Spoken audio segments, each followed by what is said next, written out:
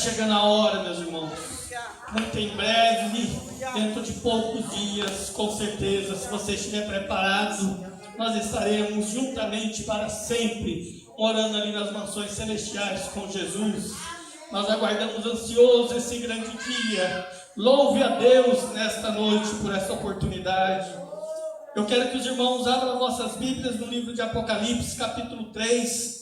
Estaremos lendo os versículos 10, 11, o 12 e o 13. É o tema do nosso seminário, Fim dos Tempos. Nesta noite, louvamos a Deus por este rico privilégio de estarmos aqui para aprender a palavra dele. Apocalipse, capítulo 3, versículos 10 ao 13. Porque guardastes a palavra da minha perseverança, também eu te guardarei da hora da provação, que há de vir sobre o mundo inteiro, para experimentar os que habitam sobre a terra.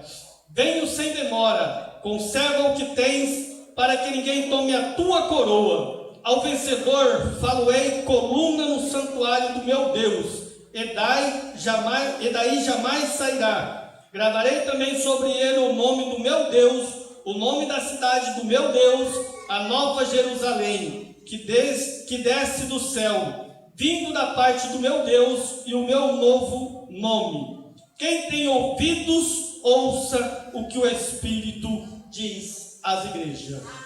Glorioso Deus, nós te louvamos, ó Pai, nesta noite, por estarmos aqui reunidos na tua presença. para te louvar, Jesus, para te agradecer por esta rica oportunidade que temos de aqui estar, Jesus, por este privilégio, Jesus, que o Senhor nos concedeu. Nesta noite, Jesus, nós te pedimos, ó Pai, que o Senhor venha falar conosco através do Teu Espírito Santo, através da Tua Palavra, Jesus. Transforme vidas aqui nesta noite através da Tua Palavra, Jesus. Alcance, Jesus, que a Tua Palavra venha alcançar aquelas pessoas que estão nos assistindo através das redes sociais. Que o Teu Espírito Santo venha conduzir este culto, Jesus. Ser conosco nesta noite, desde já nós te louvamos e te agradecemos por tudo. A igreja ainda de pé. Quero devolver a direção para o nosso pastor.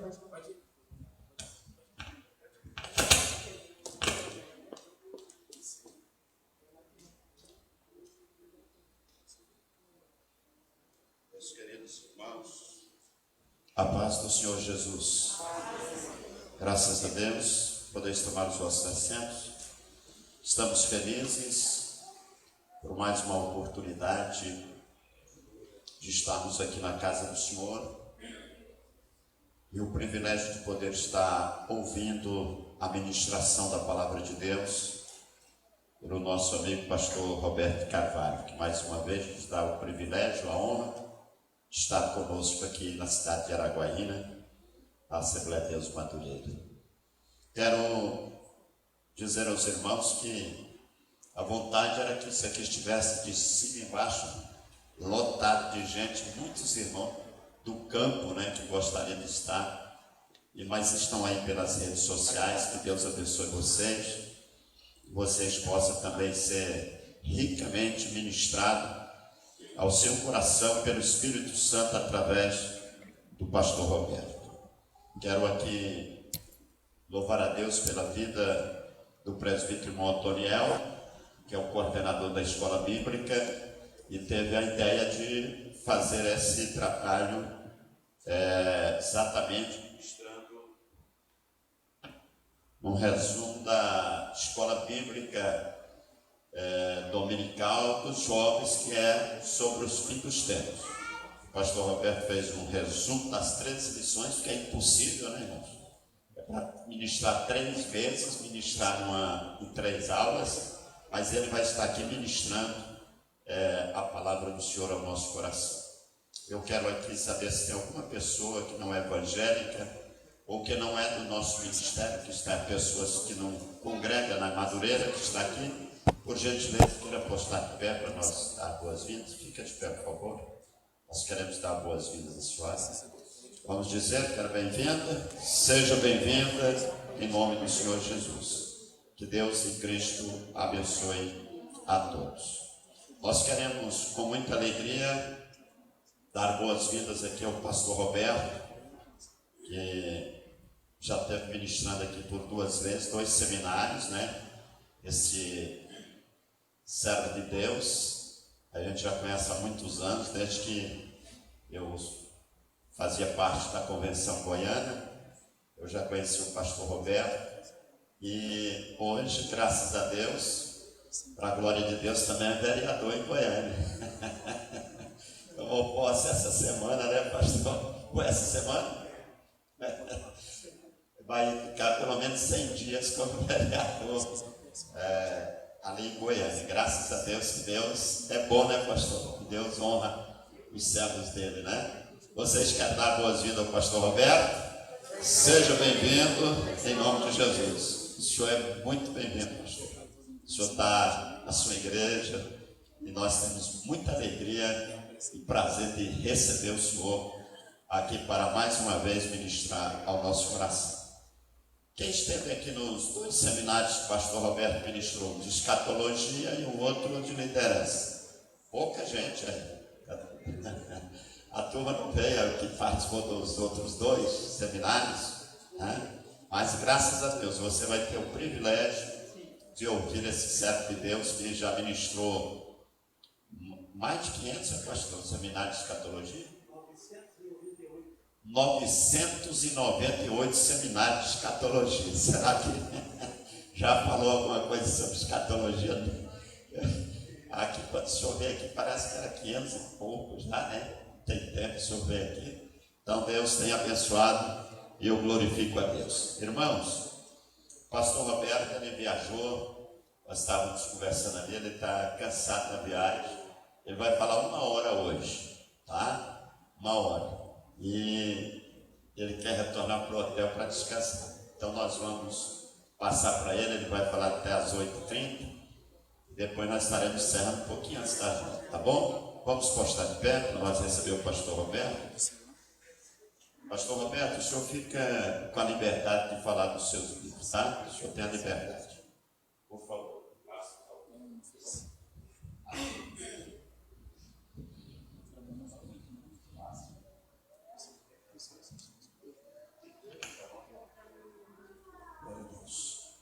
Meus queridos, com alegria, eu quero saudá-los com a preciosa paz do Senhor.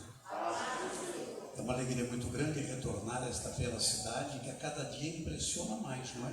Porque ela se agiganta. É uma cidade que está predestinada a ser diferenciada, a ser grande, com qualidade de vida. E, sobretudo, o privilégio maior de estar aqui convosco na casa de Deus, ao lado do meu pastor presidente, pastor João Milton, que é muito querido no Brasil todo. Em Goiás, as pessoas o admiram por tudo que ele tem feito. A sua trajetória é riquíssima.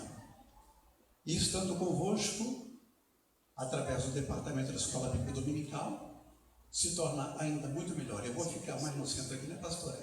Aqui no centro. Isso? Muito bem. Quero saudar também a todos que estão conectados conosco. Esta ministração está sendo feita pelo Facebook ou YouTube.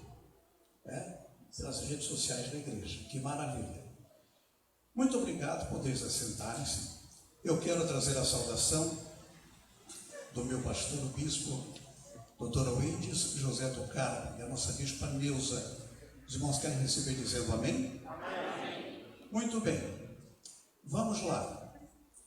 Eu sei que a maioria, ou seja, eu fui informado que a maioria não tem a revista. Então eu fiz um resumo da vossa revista. O título é Fim dos Tempos. Por favor, alguém tem a revista? Deixa-me ver. Alguns têm. Muito bem. Aí. Tá certo. Muito bem. Então ela é específica para os jovens. A minha palestra, desta vez, vai se tornar diferenciada porque eu vou trabalhar cada lição. Então eu vou fazer uma síntese de cada lição. O que eu vou dizer a priori tem que ser entendido como algo muito comum. Didática é fundamental para que a ideia que se quer passar seja aceita. Esta revista trouxe alguns desencontros. Vocês vão perceber comigo. Ela não é uma proposta escatológica definida, ela tem textos escatológicos agrupados. E vocês vão perceber que alguns assuntos estão fora de ordem. Estão fora de ordem. Mas tudo isso se ajusta. Tudo isso se ajusta.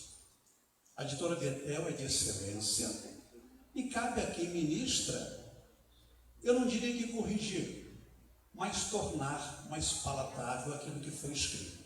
Amém, irmãos? Muito bem, então vamos começar.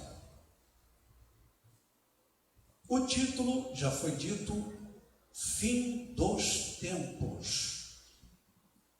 A primeira lição de número 1, trata do tema mais convidativo para todos nós cristãos fidedignos. O arrebatamento da igreja.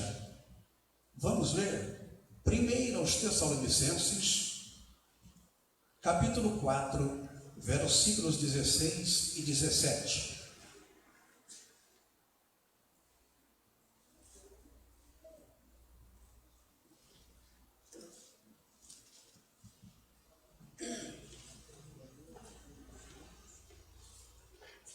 Porque o mesmo Senhor descerá do céu com alarido, e com voz de arcanjo, e com a trombeta de Deus, e os que morreram em Cristo ressuscitarão primeiro. Depois, nós, os que ficarmos vivos, seremos arrebatados, juntamente com eles nas nuvens, a encontrar o Senhor nos ares, e assim estaremos sempre com o Senhor. A vinda de Jesus é a nossa bendita e morredora esperança.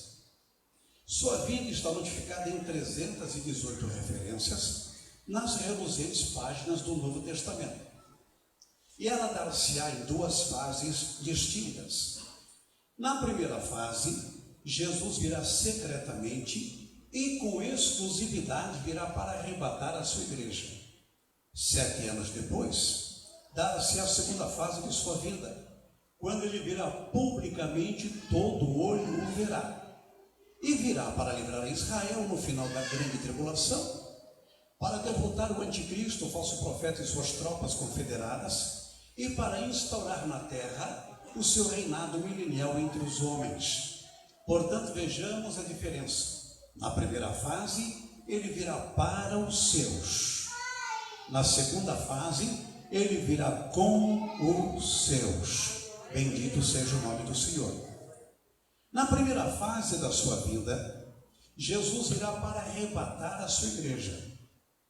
A palavra arrebatar não aparece graficamente falando no texto neotestamentário, mas está inserido na ideia do texto que foi lido: e seremos arrebatados.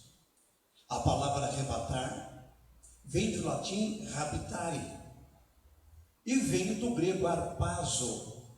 Esses dois textos, ou títulos, ou termos, tanto em latim como em grego, têm o mesmo sentido, que quer dizer tirar com força ou com violência.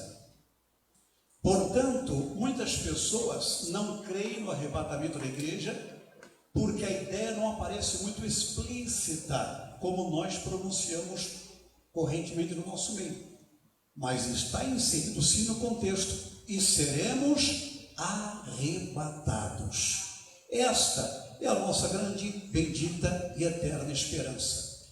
Há um outro vocábulo grego muito utilizado para descrever a vinda de Jesus para arrebatar a sua igreja: é parousia. Se fala da sua vinda, da sua manifestação para os santos. Já Epifaneia é um título utilizado para a segunda fase da sua vinda, quando ele virá então para livrar Israel no final da grande tribulação. E isto nós vamos falar ainda nesses 2 dias de seminário. Eu não sei se é amanhã pela manhã ou amanhã à noite. Vamos lá. É importante entendermos que o próprio Senhor Jesus falou sobre o arrebatamento. Marcos 13, 32.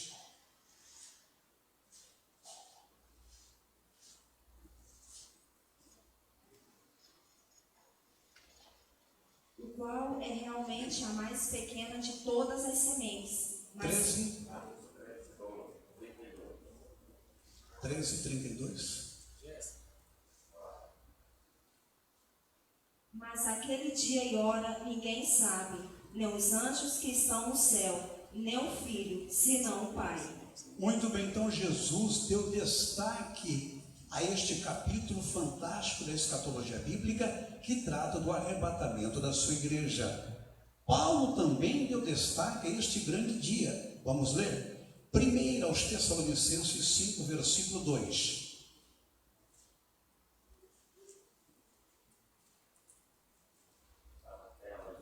Pois vocês mesmos sabem perfeitamente que o dia do Senhor virá como ladrão à noite.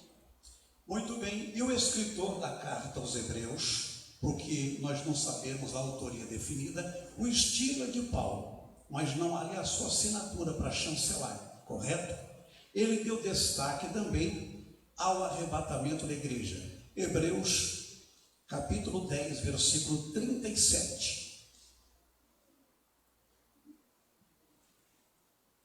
Pois em breve, muito em breve, aquele que vem virá e não demorará.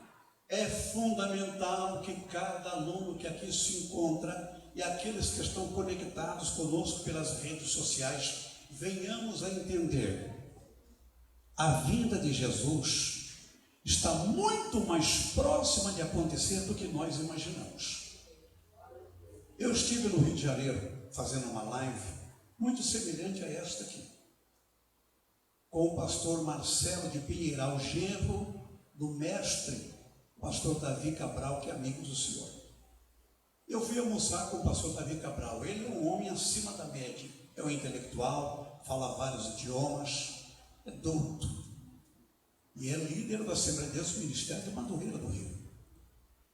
Enquanto nós almoçávamos, ele começou a chorar. Aí ele pegou na minha mão e disse: isso não tem 30 dias. Pastor Roberto, você sente que o arrebatamento está para acontecer? Eu disse sim. É óbvio que, como veremos nesta noite, nós não podemos datar a vinda de Jesus. Ele perguntou-me: você acredita que nós vamos permanecer neste mundo por mais 20, 30 anos? Eu disse não. E ele começou a transbordar em línguas estranhas e disse-me: assim diz o Senhor, a minha vinda está muito mais perto do que vós imaginais. Deus falou através da sua boca profeticamente. Consola teu coração, fortaleça a tua fé, defina o que você quer para a sua vida. Quem está namorando, continue a namorar. Quem está noivo, continue noivado de maneira honrada. Quem está se preparando para se casar, continue com esse preparativo. Quem está se preparando para prestar concurso, continue a se preparar. Nós não podemos interromper a nossa trajetória aqui. Não estamos ainda glorificados. Agora, tudo que nós fizermos aqui, nós devemos fazer conectados com a bendita esperança do arrebatamento que está para acontecer. Bendito seja Deus. Na sequência, página de número 8, para quem tem a revista. Sinais da volta de Jesus. Estes sinais são indicadores. Muitos deles foram dados pelo próprio Cristo. Outros por Isaías, por Daniel, outros por Paulo. E o autor elencou aqui 5 sinais. Primeiro, o aparecimento de falsos cristos. Mateus 24, versículo 5. Porque muitos virão em meu nome dizendo, eu sou o Cristo, e enganarão a muitos. Este sinal está se cumprindo categoricamente em nosso meio. Nós aqui conhecemos no Brasil o Henri Cristo, o senhor Yuri Thaís, natural de Indaial, Santa Catarina. Ele afirma que em 1969, quando ele era verdureiro, o pai revelou-lhe que ele era a reencarnação do Cristo. Depois surgiu o porto-riquenho José Luiz de Jesus Miranda, que afirmava, pasmem, ser o autêntico, o legítimo Cristo. E morreu no dia 8 de agosto de 2013. Mais recentemente surgiu o russo Sergei Torop Vissarion. Ele era guarda de trânsito. Ele cansou de ouvir os buzinaços impropérios dos condutores, entregou um bloco de multas, o apito, o boné, o paramento. O supervisor perguntou-lhe, o que tu farás da tua vida? Ele disse, eu serei o Cristo a partir de agora. Ele mudou-se para a Sibéria, onde comprou uma terra e fundou a comunidade Vissarion. Eu sei que vocês são bem informados, porque ele foi preso agora, dia 22 desse mês. Eu sou Cristo. Este sinal está se cumprindo literalmente em nosso meio. Segundo, guerras e rumores de guerras. Mateus 24, versículo 6. E ouvireis de guerras e de rumores de guerras. Olhai, não vos assusteis, porque é mister que isso tudo aconteça, mas ainda não é o fim. A Primeira Guerra Mundial se deu entre 1914 e 1918 e resultou na morte dramática de 9.718.000 pessoas. A Segunda Guerra Mundial se deu entre 1939 e 1945, resultando na morte dramática de 51.238.000 pessoas. Conhecemos a guerra entre Irã e Iraque entre 1980 e 1988, que deixou um triste saldo de 1 milhão de pessoas mortas. Conhecemos a Guerra do Vietnã entre 1959 e 1975, que deixou um triste saldo de 58 mil soldados americanos mortos. A Guerra da Bósnia se deu entre 1992 e 1995 e deixou um triste saldo de mais de 200 mil pessoas mortas. E enquanto nós estamos aqui nesse belíssimo tempo, está ocorrendo a guerra civil da Síria. O ditador Bashar al-Assad está promovendo uma carnificina entre o seu próprio povo. A guerra iniciou-se em 2011 e já deixou um triste saldo, pasmem, de mais de 600 mil pessoas mortas. E temos mais uma profecia bíblica se cumprindo. Está passando despercebidamente pela maioria. Vamos ver Isaías 17, versículo 1.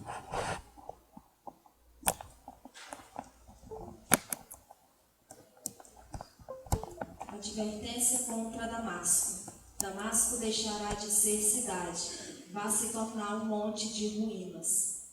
Esta profecia fala da destruição de Damasco. Quem estuda geografia sabe muito bem que com a guerra civil da Síria, Damasco está semi-destruída. Mais uma profecia catalogada que se cumpriu. Na sequência, fomes e terremotos em vários lugares. Mateus 24, versículo 7.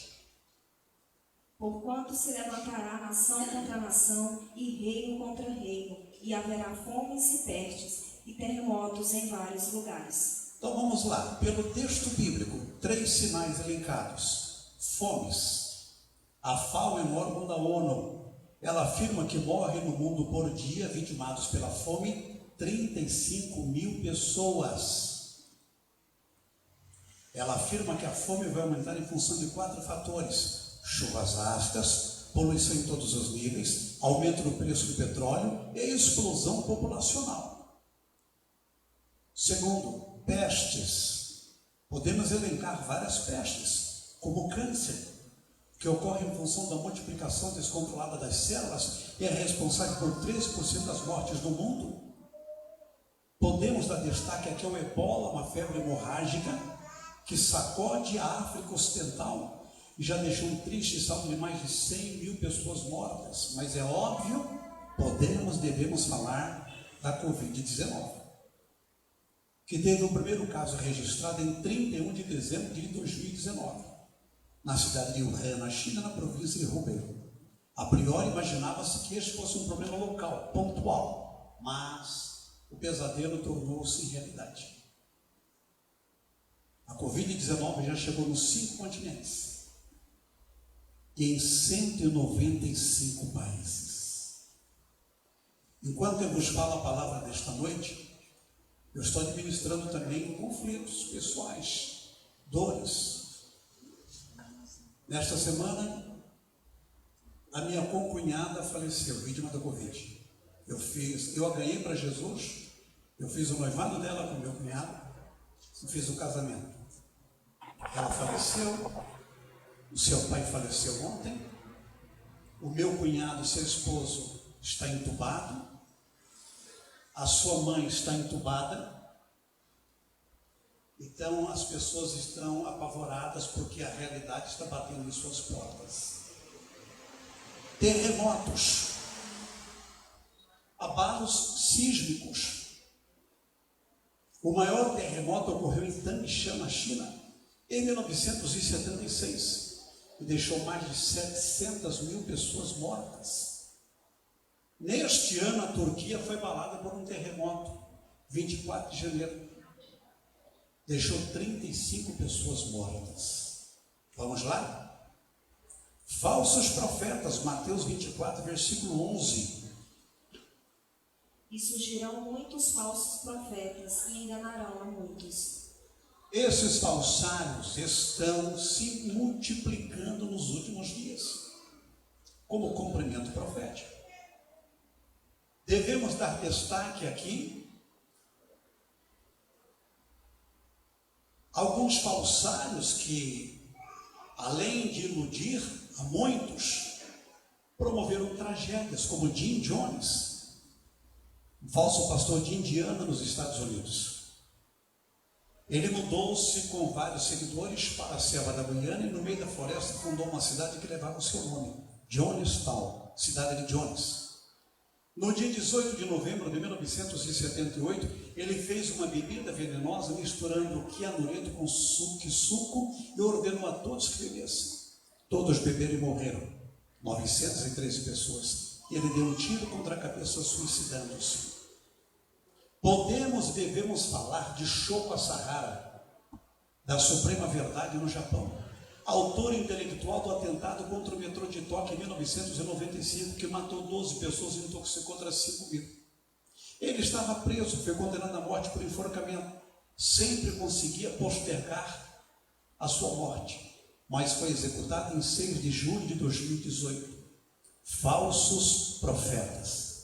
E o maior falsário, com certeza, foi o reverendo Moon, pai da Igreja da Unificação. O reverendo Moon tinha um grande império, jornais, hotéis, fazendas. Só no Brasil, no Mato Grosso do Sul, ele chegou a ter 50 fazendas. Morreu no dia 3 de setembro de 2012. Agora prestem bem atenção, porque o autor citou algo como se fora um sinal da vinda de Jesus, mas houve um grande equívoco. A profanação do sagrado. Mateus 24, versículo 15. Quando, pois, virdes que a abominação da desolação de que falou o profeta Daniel está no lugar santo. Quem lê, entende. Escutem, esta profecia, ela há de se cumprir no início da grande tribulação. É a profanação do santuário, do templo dos judeus. Hoje os judeus não têm um templo. Vamos ver? Mateus 24, 15, você já leu? Daniel 9, 27.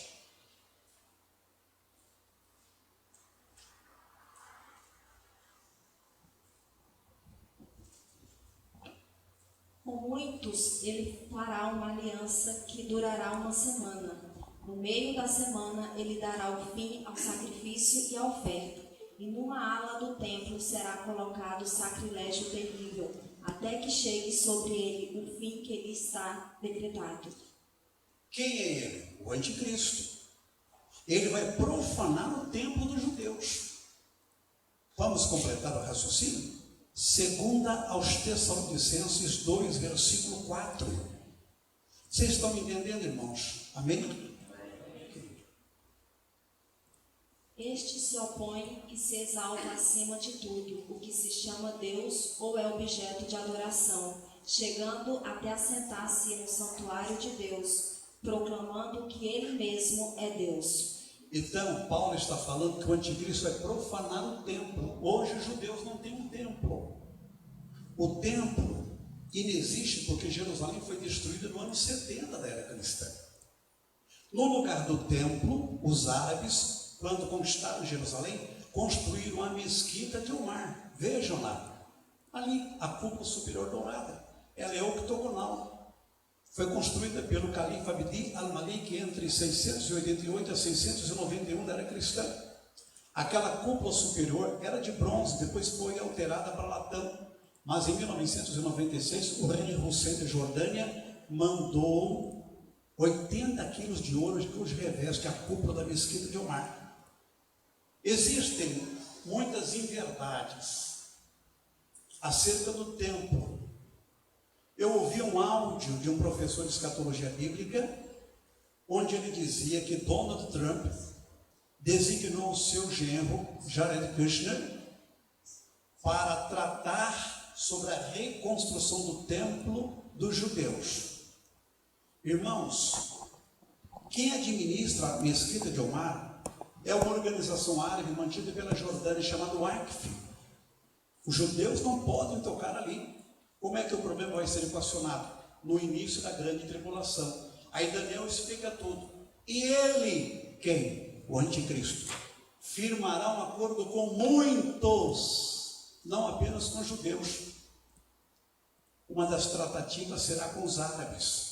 Ele vai convencer os árabes de que a mesquita de Omar é velha e pequena. Ela vai ser demolida E os judeus ali vão reconstruir o seu templo, quando? No início da grande tribulação. E é este templo que o anticristo vai profanar. Portanto, aqui não é mais um sinal para estes dias. Quem entendeu, diga amém. Agora é óbvio que nós temos aqui muitos outros sinais, como o gemido da natureza, como o derramamento do Espírito Santo, como o bramido do mar e das ondas, o aumento da ciência, Daniel 12, versículo 4. Mas o autor colocou aqui o principal, logo na sequência, a restauração de Israel como nação. Mateus 24, versículos 32 a 34. Aprendam a lição da figueira. Quando seus ramos se renovam e suas folhas começam a brotar, vocês sabem que o verão está próximo. Assim também, quando virem todas estas coisas, saibam que ele está próximo, às portas. Eu asseguro a vocês que não passará esta geração até que todas estas coisas aconteçam. Muito bem. Preste bem atenção, esta parábola é atípica, porque ela é profética. A parábola, ou melhor, a figueira em destaque, representa a nação de Israel. Logo, o brotar da figueira fala-nos da restauração de Israel como nação. Pastor, quando foi que a figueira brotou? Tudo começou em 1896, quando os judeus da diáspora formaram um movimento chamado sionismo. O líder deste movimento chamava-se Theodor Herzl. Ele nasceu no dia 2 de maio de 1860 em Budapeste, capital da Hungria. Mudou-se para Viena, capital da Áustria, onde estudou direito, mas dedicou-se de fato a jornalismo e literatura. Entre os dias 29 a 31 de agosto de 1897, este homem organizou o primeiro conclave, o primeiro encontro de judeus nacionalistas em Basileia, na Suíça. Foram 197 representantes de 17 países diferentes. Escutem, no dia 3 de setembro de 1897, ele fez anotações no seu diário e escreveu: se eu tiver que resumir numa só frase como foi o Congresso Sionista, eu diria: na Basileia eu fundei o novo Estado de Israel. Se eu dissesse isso em voz alta, haveria uma zombaria coletiva, mas quem viver verá. Dentro de 5 ou 50 anos, disse ele, Israel voltará a ser uma nação. Ele morreu no dia 3 de julho de 1904, aos 44 anos de idade. Em 1949, seus restos mortais foram transportados de Viena para Israel. Estão no Monte Herzl, em Jerusalém. Eu estive lá em novembro passado. Deus honrou a sua fé. Ele disse: dentro de 5 ou 50 anos, Israel voltará a ser uma nação. 50 anos depois de ter dito isso, através dessa frase escrita no seu diário, Deus levantou um brasileiro para ajudar Israel a voltar a ser uma nação. Oswaldo Euclides de Souza Aranha, natural de Alegrete, Rio Grande do Sul. Ele nasceu no dia 15 de novembro de 1894 e morreu no dia 27 de janeiro de 1960. Coube a ele o importante papel de presidir a Assembleia Geral da ONU no dia 29 de novembro de 1947, 50 anos depois da profecia escrita no diário de Theodor Herzl. A priori, ele era contra a restauração de Israel como nação. Ele sequer tinha simpatia pelos judeus, mas depois de debates acalorados com rabinos e com líderes cristãos, ele se inclinou à causa judaica e antecipou. Quando eu abri a Assembleia Geral da ONU, a primeira coisa que eu ia fazer é colocar a causa judaica em votação. E as nações vão se decidir pelo voto, se Israel voltará ou não a ser uma nação. Porém, se houver empate, eu sou o detentor do voto de Minerva e já revelo a intenção do meu voto. Se for preciso, votarei a favor da restauração de Israel como nação. Mas não foi necessário. 33 nações votaram a favor, 13 contra, 10 abstiveram sim. Gênesis 12, 3. E abençoarei os que te abençoaram. Através de Oswaldo Aranha, o Brasil abençoou Israel. Hoje Deus está devolvendo a bênção para o povo brasileiro. Porém, a oficialização da nação de Israel como nação de Deus foi no dia 14 de maio de 1948. Neste ano, portanto, Israel completou 72 anos. Amém, irmãos? de nação restaurada. Isso é fantástico. Então este é o mais importante de todos os sinais que aponta para a vinda de Cristo Jesus. Na sequência, entendendo o arrebatamento. Alguém poderia me questionar, me indagar: pastor, todos os sinais proféticos e escatológicos já se cumpriram? Sim. Ipsis literis, isto é, literalmente. Então, por que Jesus ainda não voltou? No mínimo por duas razões. A primeira, porque Deus, em sua infinita misericórdia, está aguardando para fazer a maior colheita de almas de todos os tempos. Eu tenho 18 irmãos.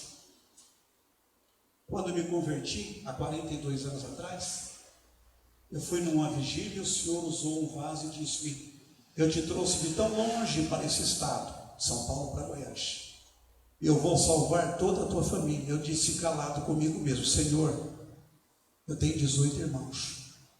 Deus me disse: eu salvo 1, eu salvo 5, salvo 10, salvo até 18.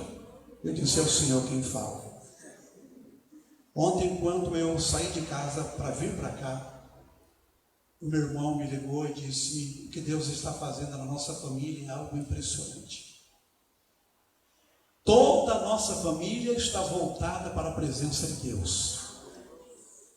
Irmãos que eu tenho que, numa análise superficial, eu poderia dizer que jamais ele ou elas iriam servir ao Senhor, hoje estão prostrados na presença de Deus.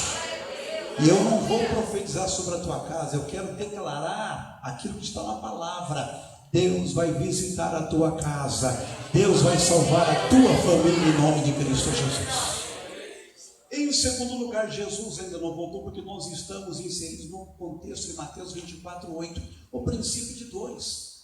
É uma linguagem metafórica que descreve o quadro da mulher grávida que está prestes a dar à luz. A mulher partorida tem dores de parto, umas têm mais, outras têm menos, todas elas têm. Nós, enquanto igreja, estamos inseridos nesse contexto. Quem é crente aqui há mais de 15 anos, há de confirmar comigo que a igreja brasileira nunca foi tão perseguida como nos dias atuais, através de estratégias diferenciadas criadas pelo diabo nos últimos anos. Olha a ideologia de gênero.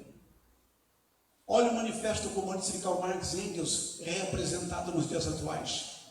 Olha os conceitos nocivos de Antônio Gramsci, que visa destruir uma sociedade através da detonação da sua cultura e da célula madre, que é a família. O diabo sabe guerrear.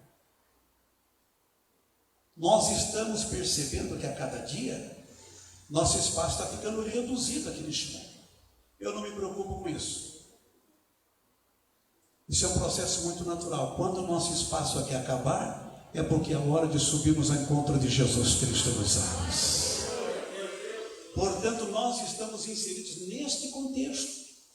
Mas muito em breve vai nascer para mim, para ti, para nós, o tempo quando deixaremos esse mundo e subiremos ao encontro de Jesus Cristo nos ares. Quem crê, diga amém nesta noite.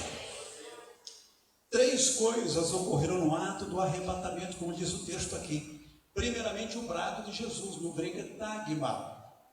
É uma expressão de cunho militar. Quando César venceu a farmácia, rei do Ponto, ele voltou triunfantemente para Roma. Na tribuna do Senado, ao discursar, ele disse: veni, vidi, vici. Isto é, eu vi e venci. A história confirma, César foi um grande vencedor. Ora, se César, carregado de pecados, pôde se proclamar um comandante vitorioso, quanto mais Jesus, o capitão da nossa salvação. Bendito seja Deus. Em segundo lugar, ouviremos a voz do arcanjo. Não é de um, e sim do arcanjo. Por quê? Porque só existe um arcanjo. Olha o prefixo arque, quer dizer anjo-chefe, o principal. E ele tem nome, ele se chama Miguel, que quer dizer quem é como Deus. Ele é o príncipe do exército celestial, é o anjo guardião da nação de Israel. Daniel 12:1. Pastor, mas o hino 42 da harpa usa plural, arcanjos. Eu amo a harpa. A minha vida cristã está intrinsecamente relacionada com ela, mas eu não posso equiparar a harpa com a Bíblia. Há uma distância oceânica entre uma e outra. Então só existe um arcanjo. Por que é que então o arcanjo Miguel vai entrar em cena antes que a igreja seja arrebatada? Porque existem 3 céus. No grego a ordem é esta: Oranos, Mesoranos e Aporanos. Numa linguagem mais simples, céu atmosférico, céu estelar e céu dos céus. Deuteronômio 10:14, Salmo 115, versículo 16, Efésios 4, versículo 10. Este primeiro céu tornou-se em ocupação demoníaca. Efésios 6, versículo 12. Antes que a igreja seja arrebatada, Miguel, o arcanjo, vai reunir os anjos, dos quais ele é príncipe, para promover uma asepsia, uma limpeza deste céu primário. E é como se ele dissesse: demônios, recuem, porque a igreja do Senhor em Araguaína vai subir ao encontro de Jesus agora. Bendito seja o nome do Senhor. Por último, ouviremos o toque da trombeta. A trombeta sempre esteve relacionada a grandes anúncios da parte de Deus, e não será diferente no dia do arrebatamento. Aí Paulo estabelece uma ordem, como foi lido a princípio: os que morrerem em Cristo ressuscitarão primeiro. No grego nós temos o vocábulo fitano, que quer dizer, eles vão encabeçar a fila. Depois nós, os que ficarmos vivos, seremos arrebatados juntamente com eles nas nuvens, a encontrar o Senhor nos ares. Paulo fala sobre a rapidez da transformação dos nossos corpos. O autor dá destaque aqui. 1 Coríntios 15, 52, podemos ler?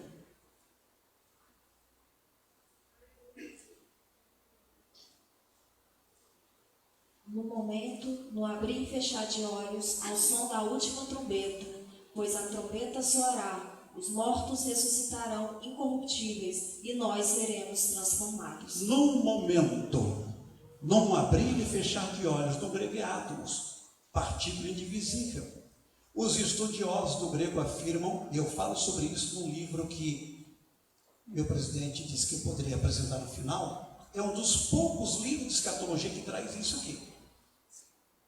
Os estudiosos do grego afirmam que, se fosse possível cronometrarmos o tempo que Deus vai levar para transformar os nossos corpos de corruptíveis para incorruptíveis, será em torno de 1 trilionésimo de segundo. Bendito seja o nome do Senhor.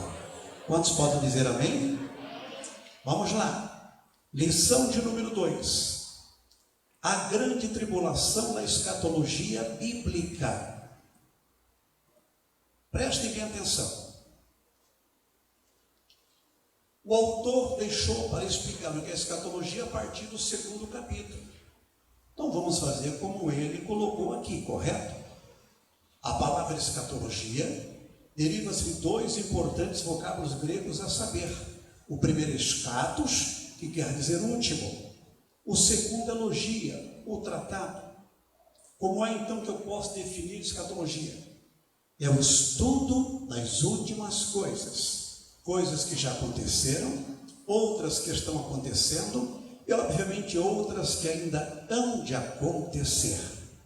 Agora, por favor, para quem tem a apostila, vire a página, porque nós vamos pegar a essência do que ele aqui colocou.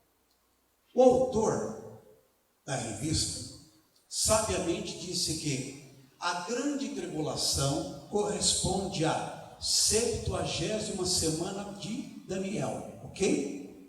Então vamos analisar isso. Eu não trouxe o meu laser, mas eu creio que vocês vão enxergar ali a projeção do PowerPoint. Posso sentar, presidente?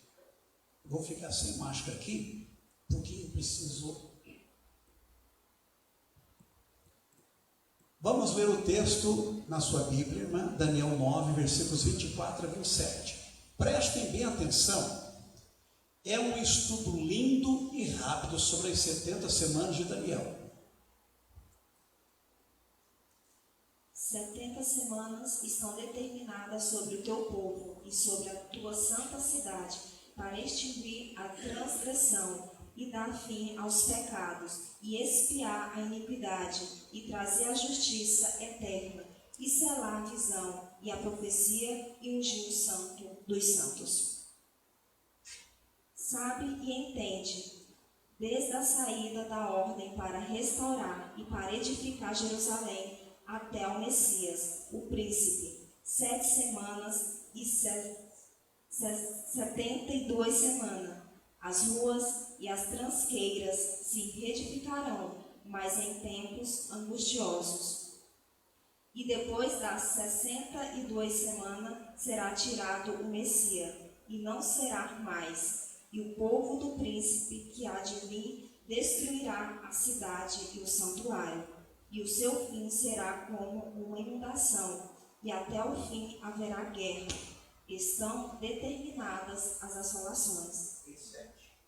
E ele firmará um concerto com muitos por uma semana, e na metade da semana fará cessar o sacrifício e a oferta de manjares, e sobre a asa da abominação virá o assolador, e isso até a consumação, e o que está determinado será derramado sobre o assolador.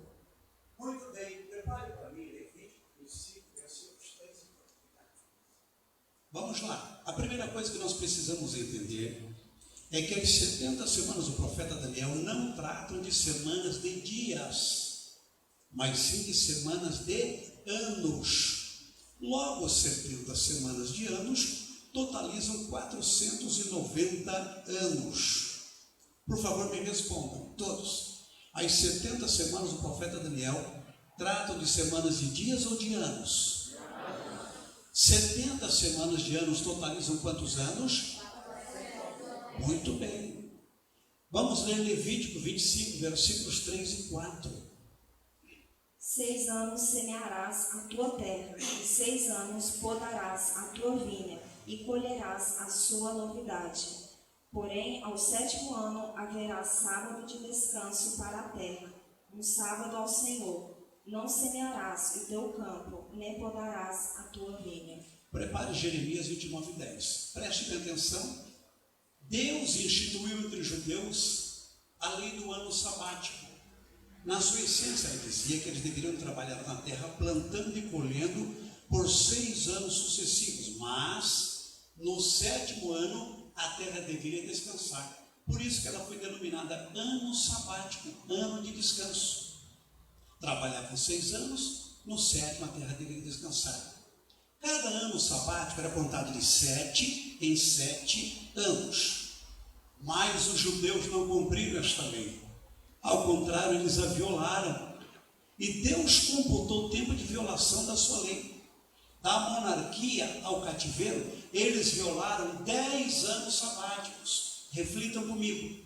Cada ano sabático é contado de 7 em 7 anos. Eles violaram 10 anos sabáticos. 10 vezes 7 dá 70. Como eles violaram esta lei, Deus permitiu que eles fossem parar no cativeiro em Babilônia, onde ficaram 70 anos como medida punitiva. A leitura. Porque assim diz o Senhor, certamente que, passados 70 anos na Babilônia, vos visitarei e cumprirei sobre vós a minha boa palavra, tornando-vos a trazer a este lugar. Muito bem, os judeus foram para a Babilônia em 3 etapas. 606, 597, 586 a.C. Ficaram lá 70 anos, depois voltaram em 3 etapas. 536, 457, 445 a.C. Pastor, por que eles ficaram 70 anos em Babilônia?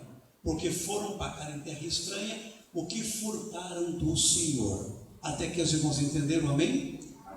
Por favor, olhemos para o box 2, divisão e análise das semanas de anos. O estudo sobre as 70 semanas do profeta Daniel divide-se em 3 grupos de semanas, como Daniel profetizou.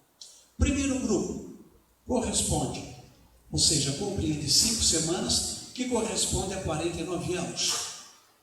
Segundo grupo compreende 62 semanas, que corresponde a 434 anos.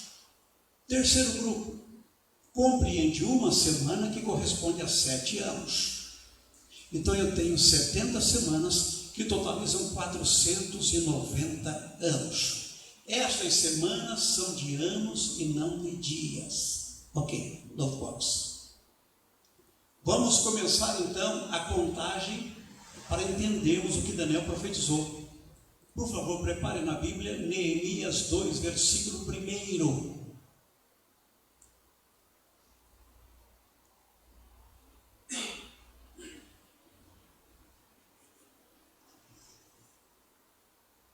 Sucedeu, pois, no mês de Nissan, no ano 20º do rei Artaxerxes, que estava posto o vinho diante dele, e eu tomei o vinho, e o dei ao rei, porém nunca antes estivera triste diante a eles. Surge um personagem estranho abruptamente no contexto histórico. Artaxerxes, ele não era judeu, ele foi um rei persa. Por que ele entrou no contexto histórico? Porque Deus o usou para abençoar o seu próprio povo. Artaxerxes, filho de Xerxes, chamado de Longímano, assumiu seu reinado no ano 465 antes de Cristo. Mas, ao assumir o seu reinado, ele não beneficiou de imediato os judeus. Sabem quantos anos se passaram entre a sua posse e o benefício que ele aplicou? 20 anos. Por isso que o texto bíblico diz: e no 20º ano do reinado do rei Artaxerxes. Toda a contagem que você fizer do Velho para o Novo Testamento, a ordem é decrescente. Então vejam, Artaxerxes assumiu no ano 465 a.C. Passaram-se 20 anos para ele aplicar os benefícios aos judeus. Eu subtraio e chega ao ano 445 a.C. Aqui a informação no calendário hebraico era mês de Nisan, primeiro dia, que corresponde ao dia 14 de março do nosso calendário. Mas eu não preciso do dia, eu não preciso do mês, eu só preciso do ano. Qual é o ano em que eu começo a contagem das 70 semanas do profeta Daniel? 445 a.C. Novo box. Preste bem atenção. As duas primeiras divisões. Primeira divisão, compreende 7 semanas, que corresponde a 49 anos. Segunda divisão, compreende 62 semanas, que corresponde a 434 anos. Pastor, faltou ali a terceira divisão. Sabe por que eu não a coloquei? Escutem, porque a primeira divisão já se cumpriu, a segunda também já se cumpriu, mas a terceira divisão ainda não se cumpriu. Olha, com base no que foi explicado, nós podemos deduzir quantas semanas estão acumuladas e quantos anos estão acumulados. A primeira divisão já se cumpriu, ela tem 7 semanas.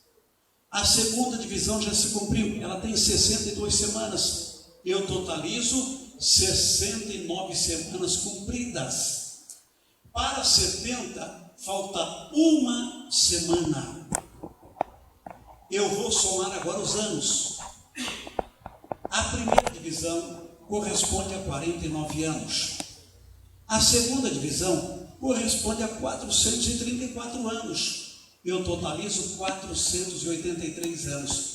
Para 490 faltam 7 anos para se cumprir. Então entendam, falta uma semana que corresponde a 7 anos. Ok. Preste bem atenção. A primeira divisão, que é o primeiro grupo, tem 7 semanas, que corresponde a 49 anos. Ela já se cumpriu, então eu vou eliminá-la do cômputo. Eu vou subtrair o montante dos anos da primeira divisão, 49 anos. Eu começo a contagem no ano 445 a.C. Eu subtraio os 49 anos da primeira divisão e chego ao ano 396 a.C. A segunda divisão também já se cumpriu. Ela tem 62 semanas, que corresponde a 434 anos. Eu vou eliminar os seus anos, pois já se cumpriram. Quando eu eliminei os 49 anos da primeira divisão, a contagem parou no ano 396 a.C. Ao tentar fazer a operação matemática, eliminando os 434 anos da segunda divisão, eu vou me esbarrar num óbice, num obstáculo, um probleminha de cálculo. Vai me faltar 38 anos. Como é que isto se explica? O nosso calendário está em atraso em 5 anos. 5 anos. Com quantos anos Jesus morreu? 33. 33 mais 5 dá 38. Deus, sabendo que nós esbarraríamos desse pequenino problema de cálculo, mostrou quando a segunda divisão se cumpriria. Daniel 9, versículo 26.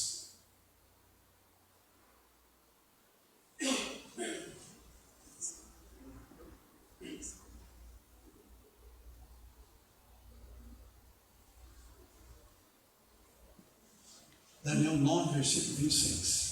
E depois das 62 semanas será tirado o Messias, e não será mais. E o povo do príncipe que há de vir destruirá a cidade e o santuário, e o seu fim será como uma inundação, e até ao fim haverá guerra. Estão determinadas as assolações. E depois das 62 semanas será tirado o Messias, o morto ungido. Então a segunda divisão cumpriu-se com a morte do Senhor Jesus. Lembrando, estão acumuladas 69 semanas, falta uma para se cumprir. Estão acumulados 483 anos, faltam 7 para se cumprir. Escutem, com a morte do Senhor Jesus, Deus, primeiro, paralisou a contagem das 70 semanas. Em segundo lugar, Jesus veio para os judeus, mas estes não o receberam. O sacrifício de Jesus não poderia ficar em vão. Com a morte de Cristo, Deus transferiu a oportunidade de salvação para nós, os gentios. Aí ele abriu um parêntese, denominando dispensação da graça, permitindo o nascedouro da igreja. Por favor, Colossenses 1, 26.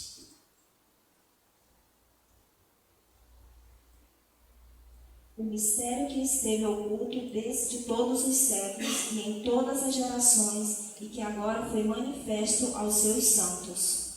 Então a igreja é o mistério que esteve oculto e agora se revelou. Como se revelou? Com a dispensação da graça. A igreja nasceu, cresceu e se agigantou. O parêntese foi aberto, mas ainda não foi fechado. Preste bem atenção. Falta uma semana para se cumprir. Faltam 7 anos para se cumprir.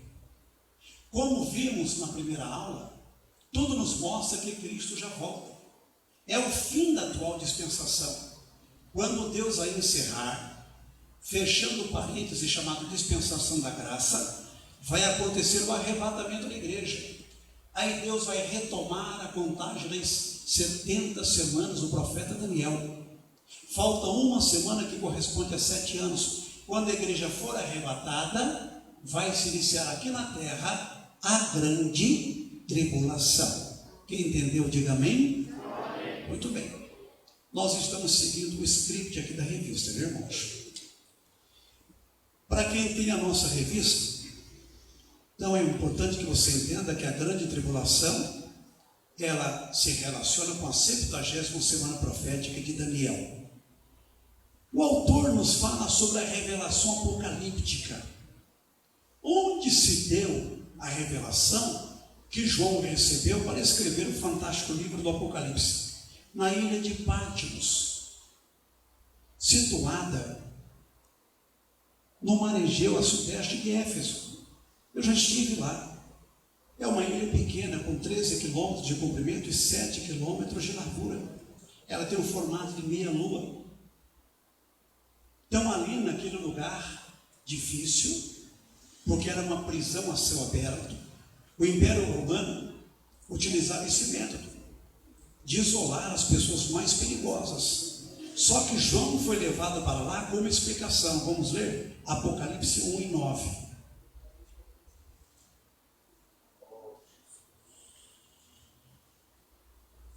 Eu, João, que também sou vosso irmão e companheiro na aflição, e no reino e na paciência de Jesus Cristo, estava na ilha chamada Patmos, por causa da palavra de Deus e pelo testemunho de Jesus Cristo. Então ele foi levado para a ilha de Patmos, para um exílio terrível, por causa da palavra de Deus ou do testemunho de Jesus Cristo. Escute o que eu vou lhe dizer aqui. grande pregador americano do século XIX, ele disse que o homem a quem mais ele usa, mais ele esmaga. Talvez você esteja sofrendo no momento em que eu aplico essas poucas palavras. É uma síntese. Talvez você que tem um grande ministério, seja qual for o ministério que Deus lhe conferiu, você esteja passando por uma situação estremecedora, um abalo sísmico, e você não entende o porquê disso estar acontecendo. É porque Deus vai lhe confiar algo muito grande. Acredite nisso em nome de Jesus. Os mais belos hinos e poesias foram escritos, bendito seja o nome do Senhor. Página de número 14, lição de número 3. Entendendo a grande tribulação. Vamos lá, 2 leituras. Isaías 61, versículos 1 e 2. A outra, Lucas 4, versículos 18 e 19. Isaías 61, versículos 1 e 2. O Espírito do Soberano, o Senhor está sobre mim, porque o Senhor ungiu-me para levar boas notícias aos pobres. Enviou-me para cuidar dos que estão com o coração quebrantado, anunciar liberdade aos cativos e libertação das trevas aos prisioneiros, para proclamar o ano da bondade do Senhor e o dia da vingança do nosso Deus, para consolar todos os que andam tristes. Lucas 4, versículos 18 e 19.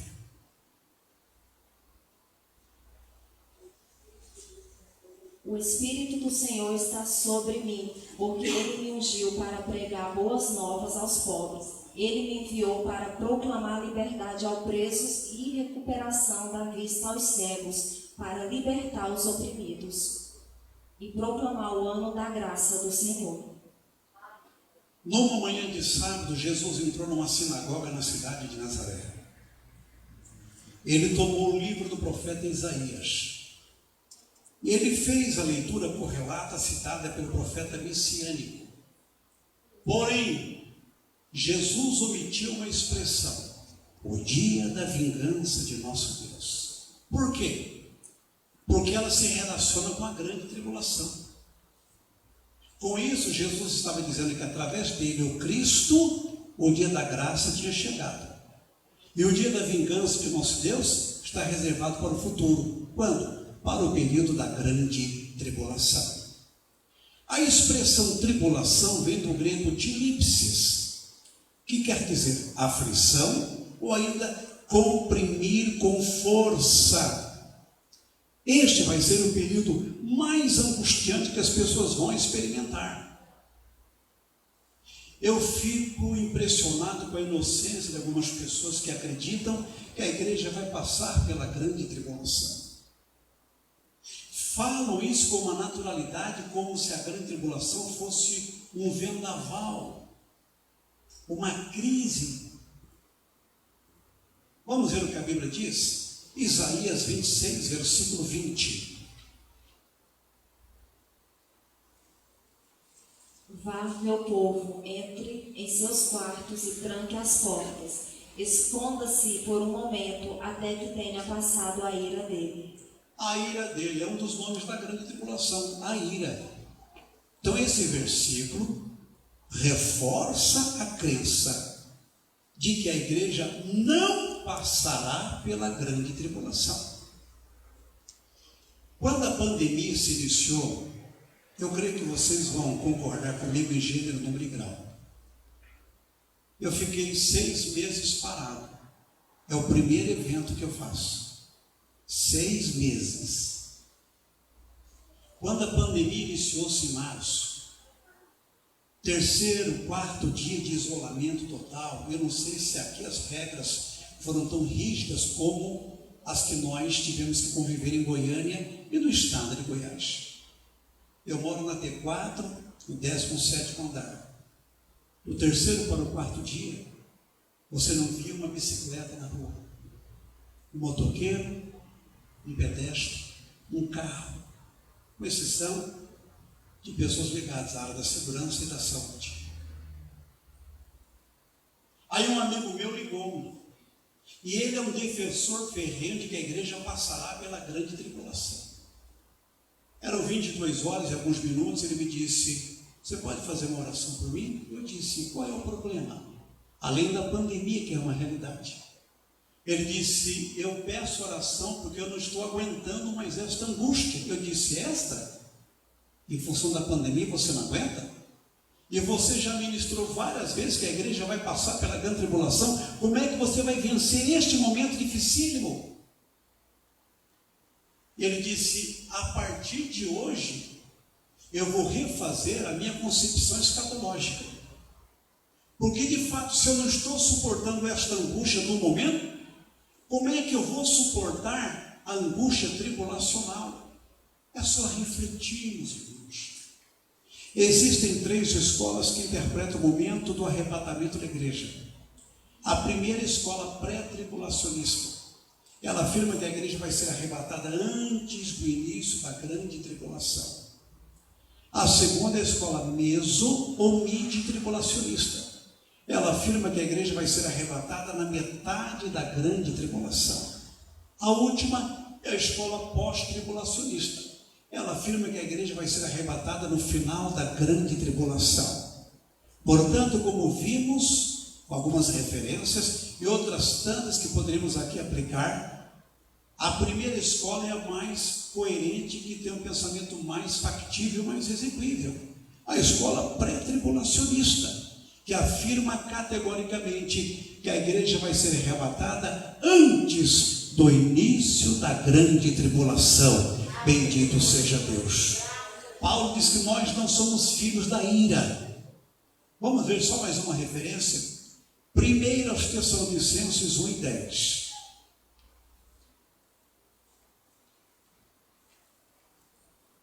E esperar dos céus seu Filho, a quem ressuscitou dos mortos, Jesus, que nos livra da ira que há de vir. Olha, Jesus que nos livra da ira que há de vir. A ira é um dos nomes dados à grande tribulação. Então não há dúvidas quanto a isto. Glorifique a Deus, você não passará pela grande tribulação. Página de número 16. As fases da grande tribulação.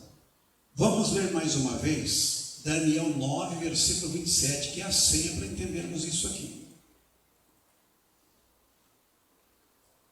E ele firmará um concerto com muitos por uma semana, e na metade da semana fará cessar o sacrifício e a oferta de manjares, e sobre a asa das abominações virá o assolador, e isso até a consumação, e o que está determinado será derramado sobre o assolador.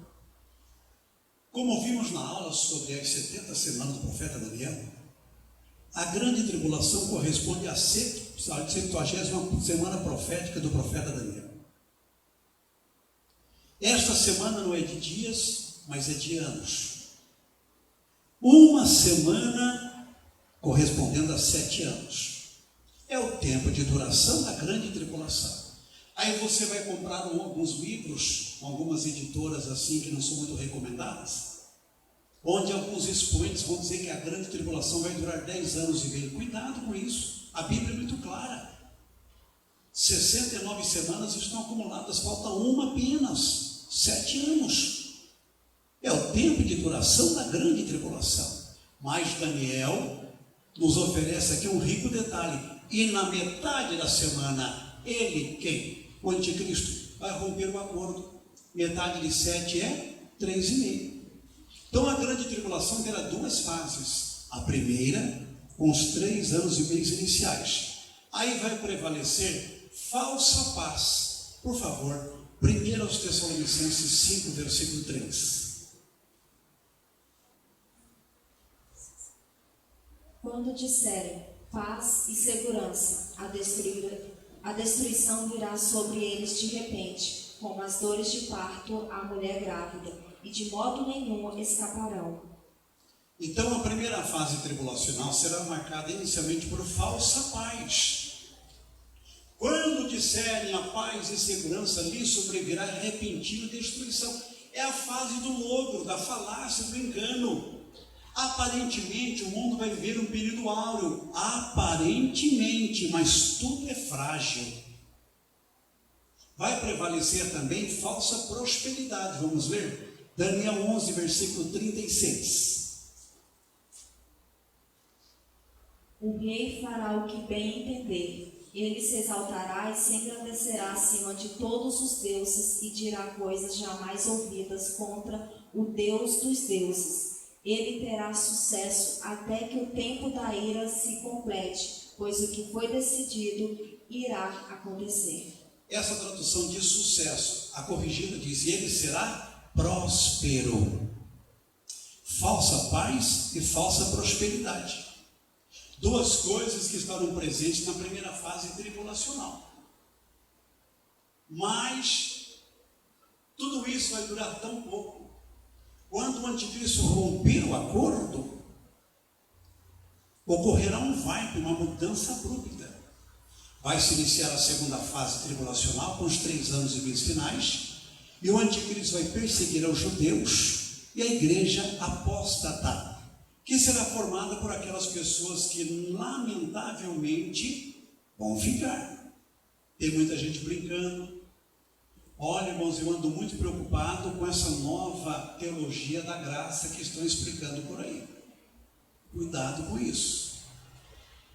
Nós temos um elemento no nosso meio que ele está promovendo um verdadeiro desserviço ao reino. Eu falei com o meu pastor no ano passado.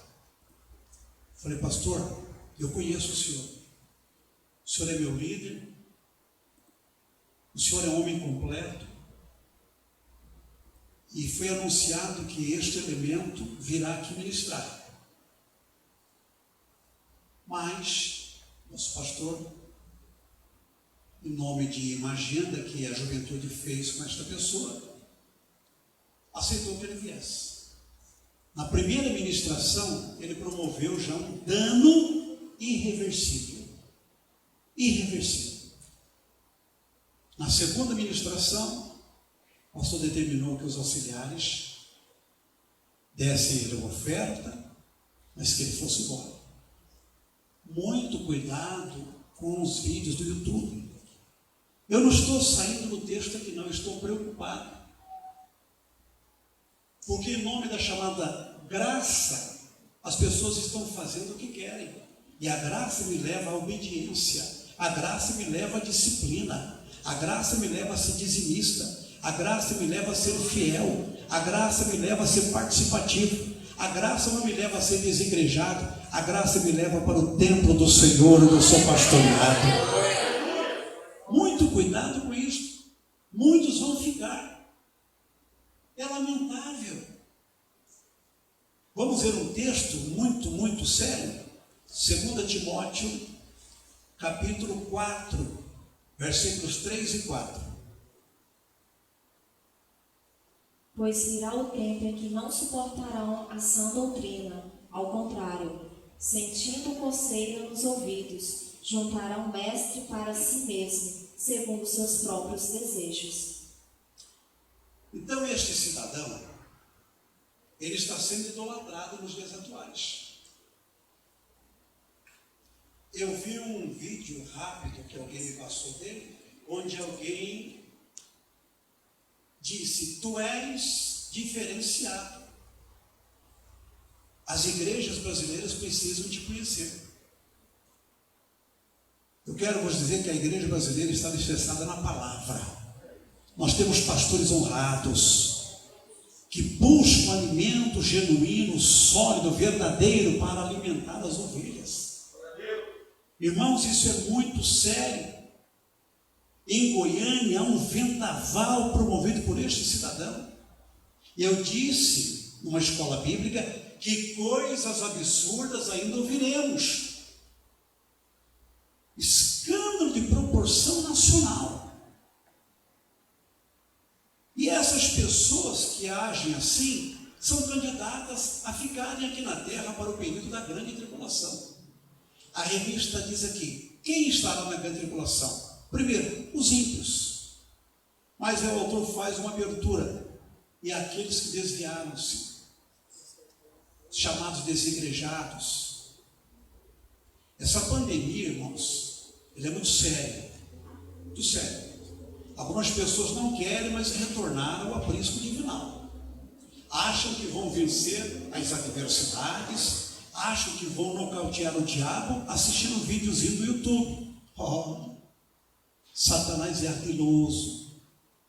Ele sabe o confronto, ele conhece as armas com as quais ele usa contra os santos do Senhor.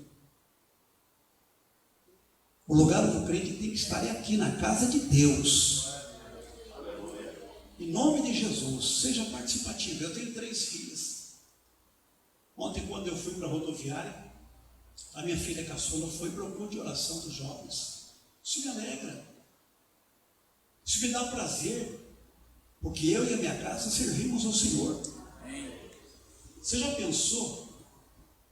O pai de família sobe no arrebatamento, os filhos ficam. Isso é muito preocupante.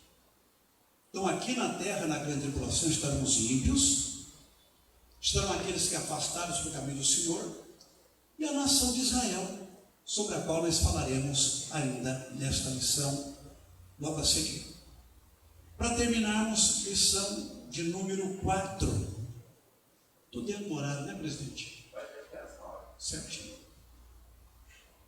A abertura dos 7 selos. Por favor, Apocalipse, capítulo 5, versículos 1 até o 5. E vi na destra do que estava sentado sobre o trono um livro escrito por dentro e por fora, selado com 7 selos. E vi um anjo forte, bradando com grande voz: quem é digno de abrir o livro e desatar os selos? E ninguém no céu, nem na terra, nem debaixo da terra pôde abrir o livro, nem olhar para ele. A Bíblia tem 3 linguagens: a literal, a simbólica e a figurada. O livro do Apocalipse é riquíssimo em simbologia. E nós vamos ver aqui uma simbologia marcante nos 4 primeiros selos que serão abertos, consequentemente os 4 cavalos. Correto? Então vamos lá. Na abertura dos 7 selos, vamos ao primeiro. Apocalipse 6, versículo 2. E olhei, e eis um cavalo branco, e o que estava sentado sobre ele tinha um arco, e foi-lhe dado uma coroa, e saiu vitorioso para vencer. O cavalo branco fala de falsa paz. O arco fala da extensão do alcance do governo do anticristo. Não vamos confundir o cavalo branco do capítulo 6 do Apocalipse com o cavalo branco do capítulo 19. Neste, a referência ao anticristo. No capítulo 19, o Senhor Jesus. Sobre isso falaremos ainda nesta síntese da escola bíblica dominical. Então, o primeiro selo é aberto e surge o cavalo branco que fala de falsa paz. O segundo selo é aberto, Apocalipse 6, versículos 3 e 4. E havendo aberto o segundo selo, ouvi o segundo animal dizendo: vem e vê. E saiu outro cavalo vermelho, e ao que estava sentado sobre ele foi dado que tirasse a paz da terra, e que se matassem uns aos outros, e foi-lhe dada uma grande espada. O cavalo anterior, o branco, fala de falsa paz, e o seu período abrange os 3 anos e meio iniciais da grande tribulação. O segundo selo é aberto e surge um cavalo vermelho, que simboliza a guerra, retratando a quebra do acordo feito pelo anticristo. Daniel 9, 27. E na metade da semana, ele vai romper o acordo, a aliança do hebraico Berit. Então o cavalo vermelho fala de guerra, explicitamente falando da perseguição que o anticristo vai desenvolver aos judeus e à igreja apóstata. O terceiro selo é aberto, Apocalipse 6, versículos 5 e 6. Quando o cordeiro abriu o terceiro selo, houve o terceiro ser vivente dizer: venham. Olhei, e diante de mim estava um cavalo preto. Seu cavaleiro tinha na mão uma balança. O cavalo preto simboliza fome. A balança fala de racionamento, de alimentação. Agora o quarto selo é aberto e surge um cavalo amarelo. Apocalipse 6, versículos 7 e 8. Quando o cordeiro abriu o quarto selo, ouve a voz do quarto ser vivente dizer: venha. Olhei e diante de mim estava um cavalo amarelo. Seu cavaleiro chamava-se Morte, e o Hades o seguia de perto. Foi-lhes dado poder sobre um quarto da terra para matar pela espada, pela fome, por pragas e por meio dos animais selvagens da terra. Muito bem, o cavalo amarelo simboliza a morte, e a morte e o inferno seguirão. Agora, vejam só, 1/4 da população do mundo morrerá.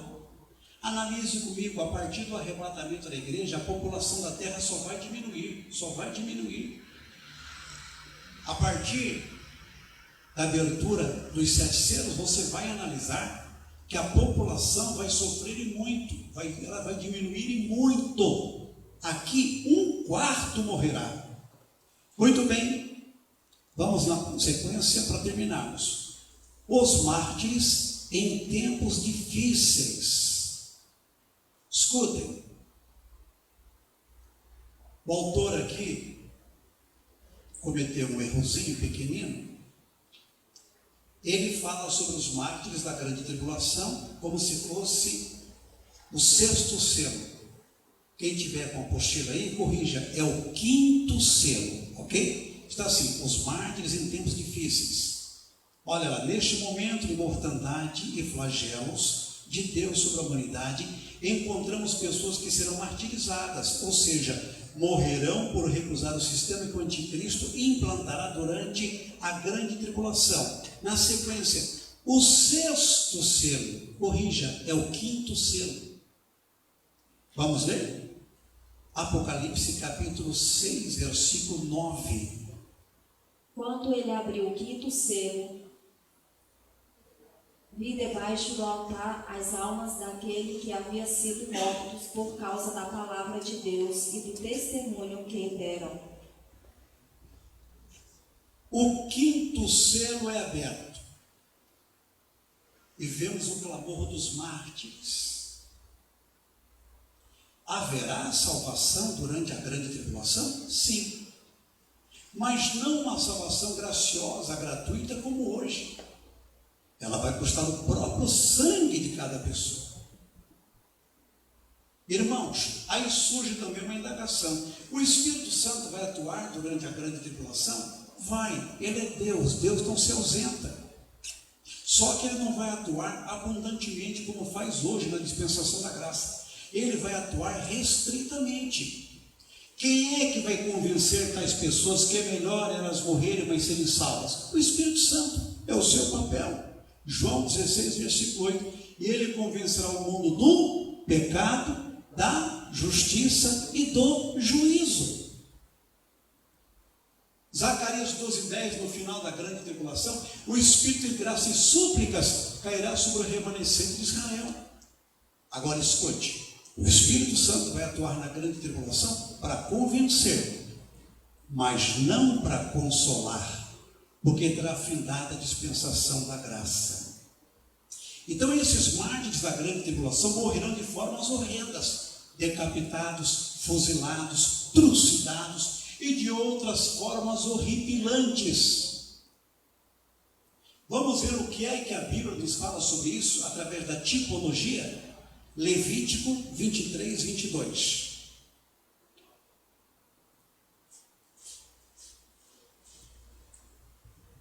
Quando fizeres a colheita da sua terra, não colha até as extremidades da sua lavoura, nem ajuntem as espigas caídas da sua colheita. Deixe-nas para os necessitados e para os estrangeiros. Eu sou o Senhor, o Deus de vocês. Esta lei era destinada a atender os pobres e estrangeiros. Era o rabisco da colheita. O que é interessante, quando você vai a Israel, Você vai a Belém. Belém é uma cidade que está sob controle palestino. Aí o guia judeu não pode entrar contigo. Ele desce do ônibus, você entra, recebe palestras, depois volta. Todas as vezes que eu vou em Belém, eu me comovo, todas as vezes. Agora, pela quinta vez, não foi diferente. Eu estava assim, olhando o campo dos pastores, que fica ao lado do campo de Boaz. Os trabalhadores de Boaz fizeram a colheita e obedeceram esta lei. Deixaram as espigas caídas que Ruth, a Moabita, veio buscando na sequência. Tipologia. A colheita geral tipifica o arrebatamento da igreja, quando milhões subiram ao encontro de Jesus nos ares. O rabisco da colheita tipifica os que serão salvos durante a grande tribulação. Aí eles estarão debaixo do altar de Deus, diz a palavra, vestidos de branco e com palmas em suas mãos, e eles clamarão a Deus por vingança. O que é interessante é que o sangue tem voz. Vamos ver?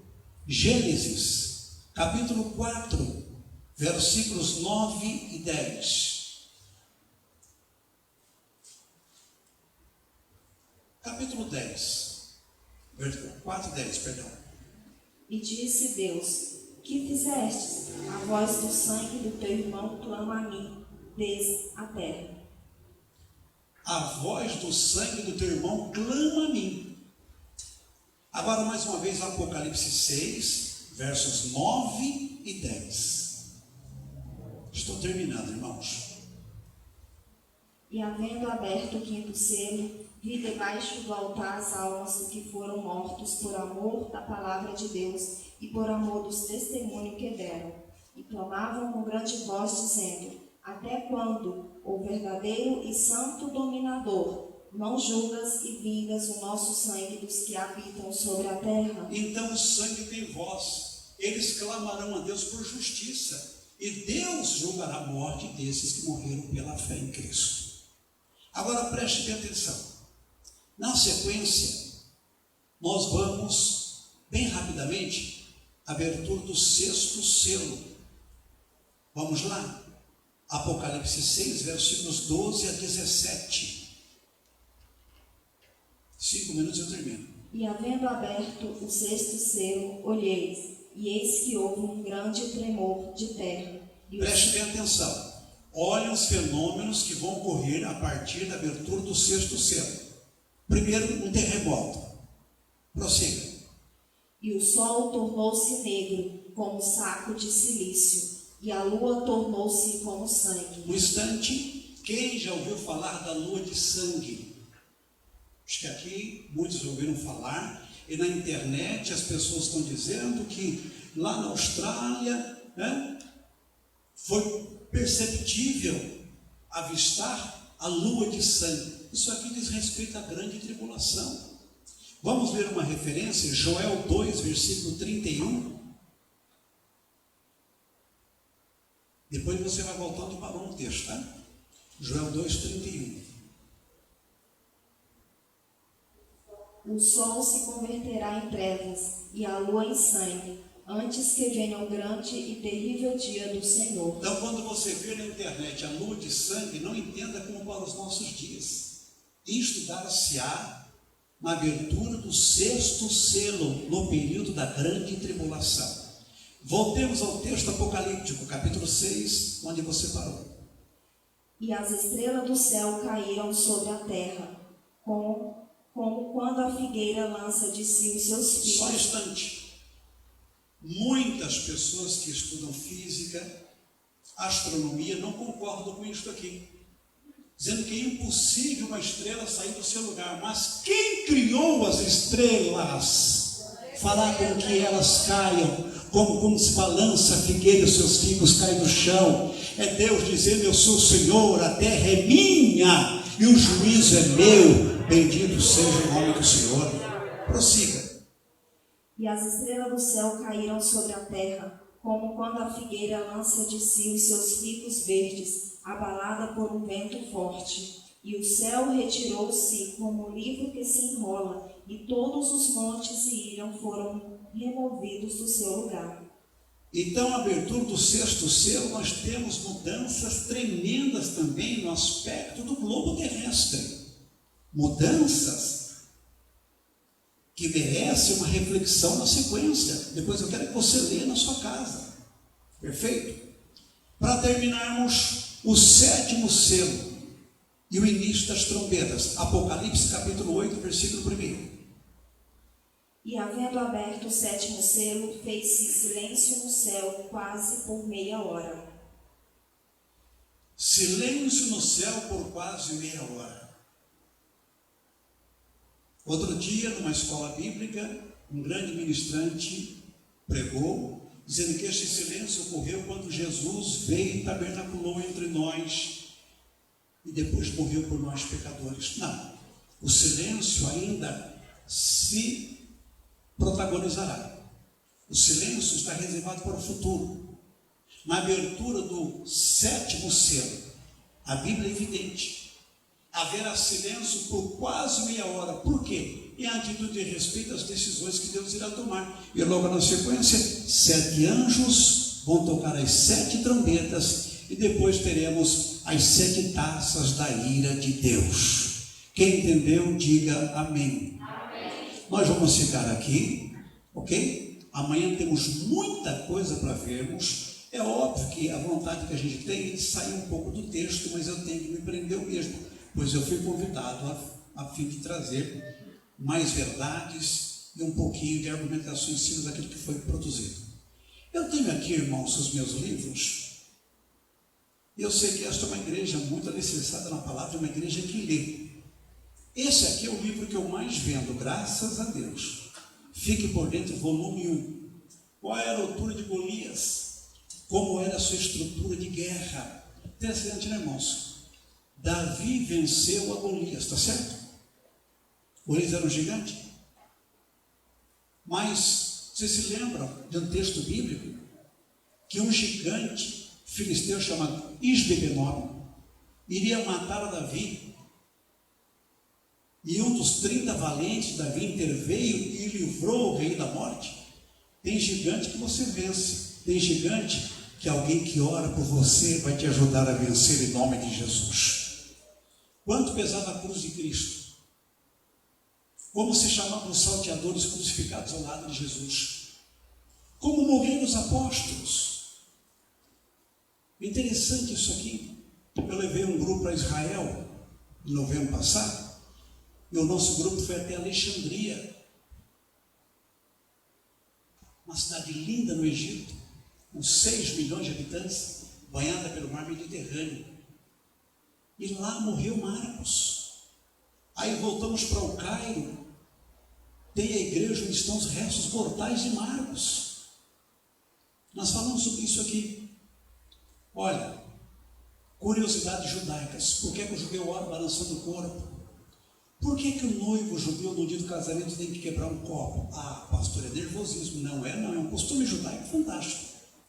Por que o judeu, ao voltar de uma cerimônia fúnebre, na primeira refeição que faz, ele tem que comer ovo?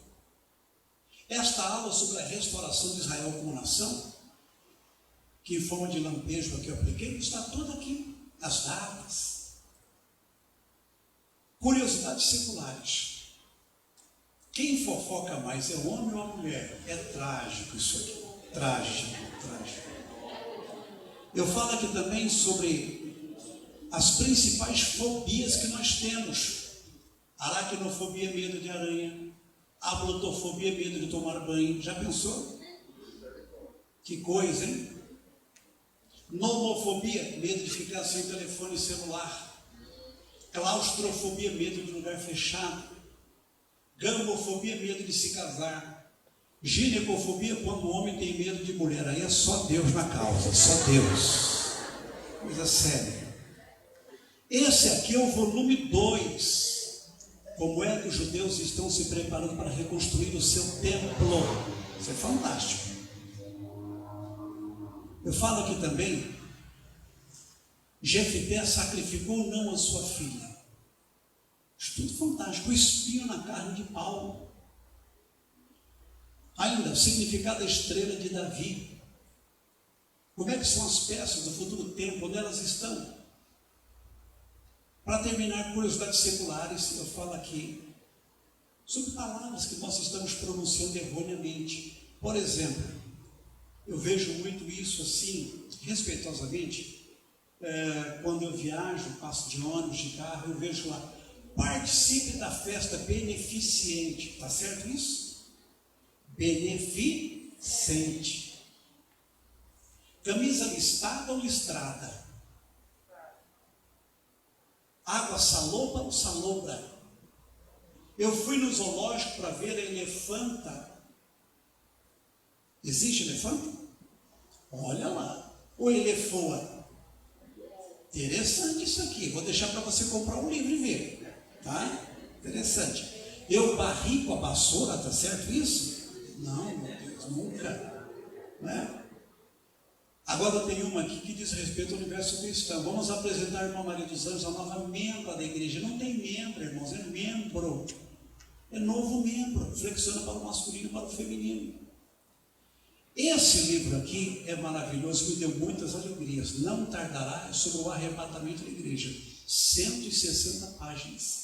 Sinais da vinda de Jesus. Cada um analisado e fotografias para enriquecer. O pregador mais completo que eu conheci na minha vida foi o pastor Gesiel Nunes Gomes. E ele disse que o melhor livro que ele já leu sobre o arrebatamento da igreja é este aqui. Eu fiquei muito feliz e não me envaideci por isso. Mas é um livro fantástico. Este livro aqui é uma bênção, janelas que ilustram para você que prega, para você que ministra, para você que quer pregar, quer ministrar, ilustrações para pregações. Tem ilustrações belíssimas aqui que vão lhe ajudar. Eu tenho um amigo, ele faz um programa radiofônico e cada dia ele aplica uma ilustração dessa. Me alegra muito, é muito útil. Você que é professor, você que é pregador, eu trouxe talvez 5 livros desse aqui apenas. E esse aqui é o meu mais novo livro, eu levei quase 7 anos para concluí-lo. 1,340 kg, é verdade. Frases que soam, 1.215 títulos ou assuntos. Você vai preparar um estudo sobre mulher, você vai ver que mais de 70 frases sobre mulher. Por exemplo, Bertolt Brecht disse assim: se há algo claramente óbvio na vida humana é que as mulheres não são covardes. Interessante, não é? Você vai falar sobre mãe, tem mais de 100 frases dos grandes pensadores sobre mãe. Avó, neto, filho, pai, casamento, namoro. Interessante. Saudade, fé, esperança. Temas seculares e cristãos. Você vai preparar um estudo sobre a cruz de Cristo, tem mais de 50 frases sobre a cruz de Cristo. Santificação, obra de Deus, chamada missionária. Ah, eu canto, pastor, então você vai ver aqui música, louvor. É um livro para você utilizar nas redes sociais, quando você quiser fazer uma postagem. Para você usar aqui, preparando estudo bíblico, preparando mensagem. Esse livro é fantástico, fantástico. O bispo, o Índio João do Carmo, que é o meu pastor, ele pediu para que eu levasse um lá no seu gabinete, e ele não está recebendo ninguém por conta da pandemia, viu, pastor? Aí quando eu entrei, eu falei, não tem nem para pegar no cotovelo. Sim, senhor, bispo, sim, senhor. Trouxe meu livro, passei o livro para ele, e ele começou a olhar e ficou maravilhado. Falou, Roberto, eu gosto muito de frases. E são raríssimos os livros de frases. Então, é um livro maravilhoso. Sobre a Bíblia, tem mais de 100 frases sobre a Bíblia. Sobre o céu, sobre o inferno. Agora, não é um livro comum. Por isso que o custo dele é diferente. Ele tem uma capa especial, capa dura. Ele tem 4 posturas. E isso encareceu muito o livro.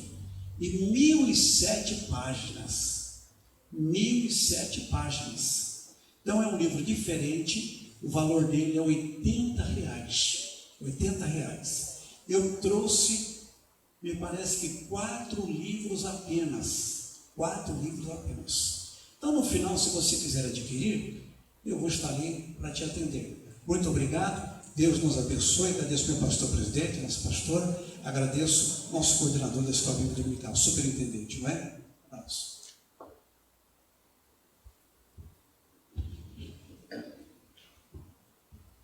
Graças a Deus, né, irmãos? Aprendemos. E amanhã nós estaremos aqui às 8h30, novamente, para aprender mais um pouco. É um assunto interessante, porque está surgindo muita coisa aí errada. Muita, mas é muito pregador pregando muita heresia dentro do assunto que nós estamos aqui. Viu, irmãos? Não deixe de vir para que você fique instruído. Porque hoje tem muitas pessoas que dão mais valor a um vídeo do YouTube do que a um pastor. O que ensina lá, o que fala lá, acha que é melhor do que o pastor que está ensinando. Né? Estão falando muita coisa. Estão pregando já por aí que o arrebatamento já aconteceu e nós estamos na grande tribulação. Pelo amor de Deus, irmão. E é sério, é sério. Inclusive nós tivemos um período na nossa convenção que foi tratado desses assuntos, para alertar os irmãos a respeito disso. Vamos tirar uma oferta aqui para abençoar a escola, né, Daniel? As despesas da escola.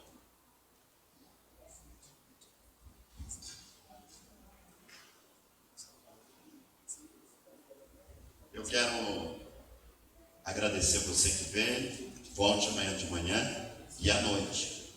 Nós estaremos aqui. Não deixa de vir, não. Amanhã nós seguiremos aí com assuntos interessantíssimos, tá? Nós vamos chegar, vamos sair daqui bem orientados. Que Deus abençoe cada um dos irmãos. Deus abençoe. Deus abençoe em Cristo Jesus.